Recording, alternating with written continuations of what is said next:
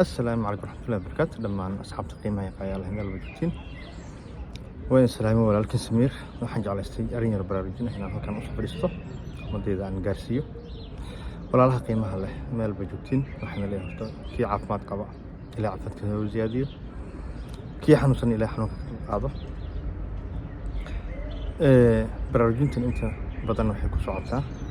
dadiyowga aan qorbahan soo galay aanan wax famil ah aan ku lahayn kii famil leh alxamdulilah caalam familkiisa allah u daayo kii keligiisa halkan soo galay ayaa intaan ku seesaa walaalaha qiimaha leh saad ogtiin qofka markuu halkan yimaado qofna caafimaadka looma dayn qof walba uu xanuunsanaya bilaadan waxaan walaalaha halkan jooga ee keligood ah ku baraarujinaya waana arin aad muhiim u ah aad moodidna weli inay in badan oo bulshadeena ka mid aysan weli ku baraarugsanin caqabada iyo dhibaatada ay leedahay qofka keligii markuu yahay oo halkan joogo waa muhiim in qof kaleeta oo walaalaha uu ku kalsoon yahay in uu warqadda la yiraahdo foolmaqtiga arrimihiisa caafimaadka keliya ilaan foolmaqtiga markii la yiraahdo waa barnaamij aad u ballaaran foolmaqtiga qof walba waxa laga yaabaa ama ogolaanshiyaha qofka uu ogolaanayo macluumaadkiisa wax ka mid ah qofka ka ogaado noloshiisa waa arin aad u ballaaran oo meelo badan qofka maxaa la foolmaqtigaas markii la yiraahdo taabanaysa markii arintaaseeto ogolaanshiyahaas laga hadlayo inta badan dadka waxay ka yihiin skeptish oo ay ka cararaan ama ay ka dhumanayaan wax isleeyahay qofka sameeyo dhibaato kale kugu sameeyaan waxa shaki badan macna baraarugiga yar maadaama baraarugiga uu yar yahay dadka inta badan ma fahansana maxaa la hayay waxa la yiraahdo foolmaqtiga af jarmalka lagu yiraahdo ama ogolaanshiyaha macluumaadka qofka oo ogolaanaya qofka inuu wax ka ogaado marka foolmaqtigaas naftirkiisa u baahan barnaamij kale iyo sharaxaad dheer maxaa la hayay la sharaxo anoo soo koobayo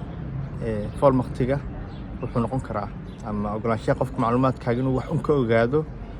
aad u ogolaanaysid waxay noqon kartaa arrimaha caafimaadka kaliya inuu wax ka ogaado ama arrimaha qaxootiga inuu wax ka ogaado ama arrimaha socialka inuu wax ka ogaado ama mid ku meel gaar ah kooban oo maalin uu qofku meel kaaga soo qaaday ama boostaha noqoto wax kale noqoto aad u ogolaanaysid in maalinkaas hawsha uu ku soo fuliyo ayay noqon kartaa marka foolmaqtiga waa arrin aad ballaaran marka maxaa la hayay kuyogaas kaleete meel noo dhig arrimaha qofka markuu isbitaal galayo ama isbitaal uu balansan yahay taaba midda aan maanta ka hadlaan doonayo waana muhiim sababtoo ah qofka markii uu isbitaalka galo ehelnimation uusan u joogin familkiisa markay kula soo xariiraan wax badan kama qaban karaysid haddii qofkii aadan foolmaqti qof uusan hore u siinin ama adigii oo community ka socday uusan ku siinin ama arrimihiisa caafimaadka inaad wax ka ogaato reerkiisa aad uga warisid waxay kugu noqonaysaa wax aad u dhib badan maxaa yeelay waxaa jirta maxaa la wadamadan aan ku noolnahay ilaalinta qofka macluumaadkiisa in la ilaaliyo waa priority koowaad ay ugu jirtaan maxaa yeelay wadan walba wuxuu leeyahay qaanuunadaas oo qofka macluumaadkiisa ama daatadiisa lagu ilaalinayo haddii noqoto European Datenschutz wax la yiraahdo ama German Datenschutz wax la yiraahdo marka waa muhiim qofka markuu intuusan isbitaalka galin in qof ku kalsoon yahay ama community ama urur masaajid ama urur marka magaalada ka jiro oo lagu aamini karo arrimahaas caafimaadka inuu kaga warbixiyo familkiisa inuu helo si dadkiisii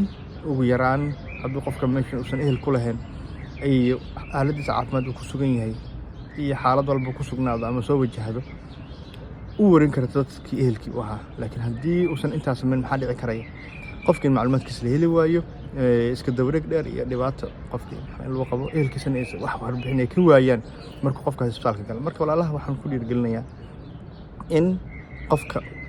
walaalka ah halkan jooga aanan haysan qof famil ah oo arrimihiisa caafimaad ka warhayn kara in qofka walaalka ee la degan magaalada ama ururka markaas uu aaminsan yahay asaga ama uu ka midka yahay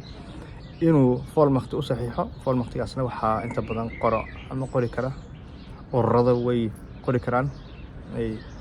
dadka u shaqeeya ama diyakooniga ama cid walba maxaa la ka caawin karto luqadda taqaan ayaa warqadaas ku qori karta qofkaas walaalka ahoo aad siisay ogolaanshiyahaas inuu macluumaadka wax ka ogaadana markii xaaladda isbitaalka aad gashid wuxuu awood u leeyahay inuu xaaladaada caafimaad wax badan ka ogaan karo reerkaaga iyo ehelkaaga iyo inta markaa meelaha fogfog jirtana ay uu u tabin kara ama ula wadaagi kara marka waad mahadsantihiin walaalaha qaaliga ah waxaan rajaynayaa caafimaad qab salaam alaykum.